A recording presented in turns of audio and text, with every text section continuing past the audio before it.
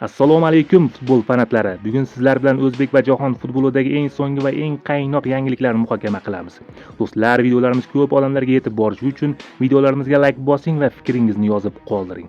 Bu biz uchun juda ham muhim. Pep Gvardiola Abduqodir Husanov haqida gapirib, muxlislarni xotirjam qildi. Uning aytishicha, himoyachining ahvoli yaxshi va u maydonga tushishga to'liq tayyor. Eslatib o'tamiz, Husanov yaqinda Gianluigi Donnarumma bilan to'qnashuvdan keyin jiddiy jarohat olishi mumkin edi. Ammo eng yomon ssenariy tasdiqlanmadi. Hozir esa xavotirga o'rin yo'q. Gvardiola futbolchining jamoaga moslashuvi haqida ham to'xtaldi. U hazil aralash shunday dedi. Husanov ingliz tilida hali William Shakespearedek gapirmaydi, lekin kundan kunga yaxshilanib boryapti.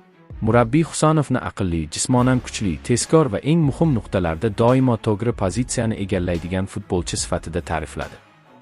Ya'ni u o'yinni yaxshi o'qiydi va kerakli joyda o'z vaqtida paydo bo'ladi. U biz nimani xohlayotganimizni tushunadi.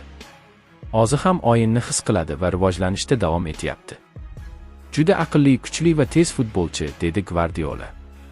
Avvalroq klub shifokorlari ham Husanovning holati bo'yicha ijobiy xulosa bergani xabar qilingan edi. Demak, tibbiy va jismoniy tomondan hech qanday jiddiy muammo yo'q.